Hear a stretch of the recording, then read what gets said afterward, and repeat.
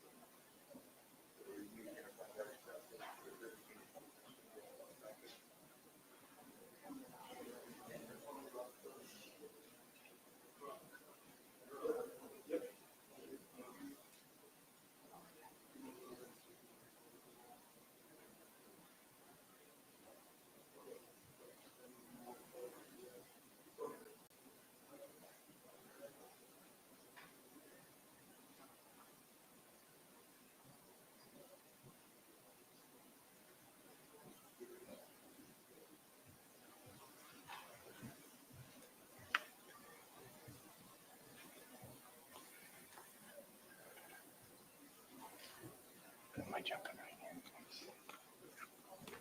Oh, that's okay. I can. I think Hillary's going to introduce. Okay.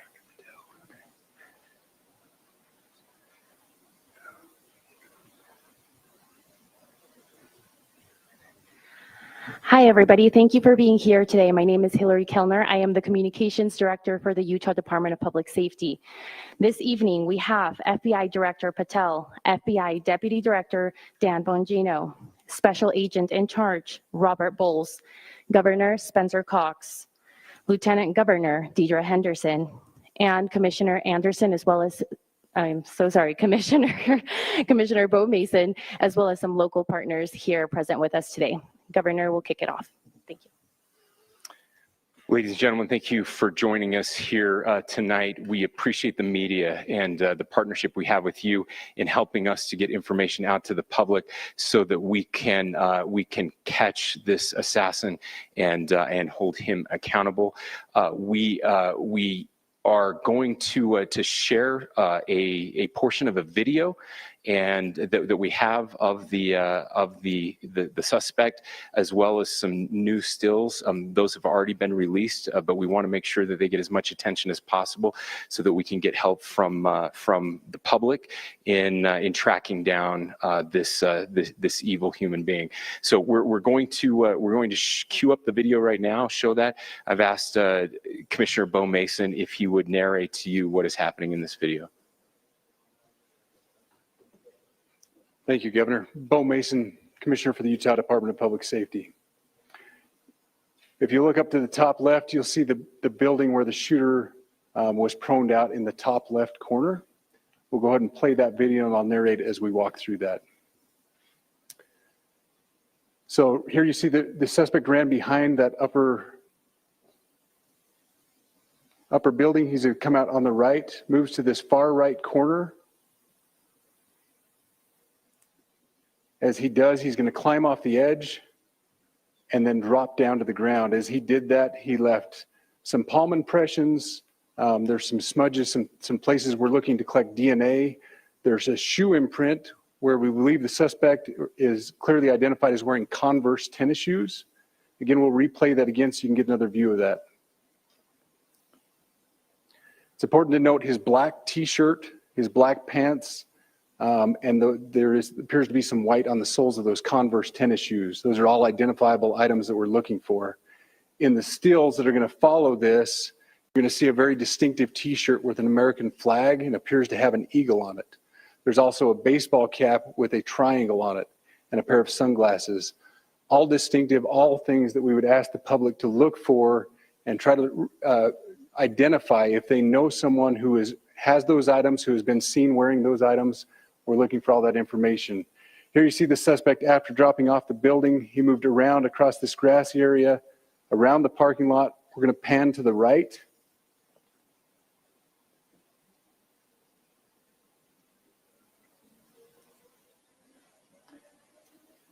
After he crosses the street, this is where he moves over into the wooded area.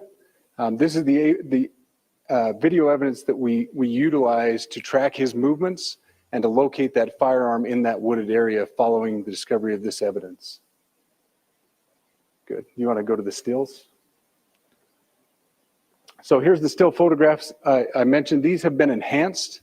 So these are slightly different than what we introduced earlier. Please pay close attention to the t-shirt. Like I said, very distinctive with that American flag and that eagle. The hat with the triangle and the sunglasses. If you'll go to the next picture, please. The backpack as well. All identifying features that we're hoping the public can help us identify and lead us to this suspect. Next picture. And again, there's a better picture of the hat with that triangle logo, and again, the t-shirt, blue jeans, and you get a good look at those Converse tennis shoes as well. We have pushed these out. We'll continue to push these out, and we just ask for the public's cooperation through the public. The tips that have been coming in are what are giving us our next leads and enabling us to continue to further this investigation. We've had great cooperation from the public, and we're continuing to ask for that as we move forward. Thank you, and I'll turn the time back over to Governor Cox. Thank you so much, Commissioner Mason. I want to thank Director Patel and his team. It's great to have them on the ground with us tonight. We've had several briefings, and he's had an opportunity to walk the crime scene. We appreciate our local law enforcement here. Again, we have Mike Smith, who is the county sheriff here. We have all of our local chiefs of police that are here as well, all working hand in hand with the state and with the FBI as we move forward with this investigation. Now, I'll just give you a little warning. We will not be taking any questions at this time. We're giving you the latest information we have, being as transparent with everything that we have. But I do want to share a couple things that I think are important. We cannot do our job without the public's help right now. The public has answered our call for action. So far, we've received more than 7,000 leads and tips. I would just note that the FBI hasn't received this many digital media tips from the public since the Boston Marathon bombing. This case also highlights the dedication of our law enforcement community. We have 20 federal, state, and local law enforcement partners that are working shoulder to shoulder to find the person who committed this horrific crime. With their support, we've completed nearly 200 interviews. As you're aware, as has already been reported, the FBI is offering a $100,000 reward for information leading to the identification and arrest of the person responsible for the murder of Charlie Kirk. We also continue to implore the public to support this investigation and come forward with any information. We are truly hopeful that this video and new photos will lead to even more tips. We are processing. We have an incredible team, a state and federal team working together to process those tips. We are going out in tandem to interview any potential person of interest or suspects. But we need, again, we need as much help as we can possibly get. Any videos or photos that you might have, the public, should be submitted to our digital media tip line, which is www.fbi.gov/Utah Valley shooting, all lowercase. Again, that is fbi.gov/Utah Valley shooting, all lowercase.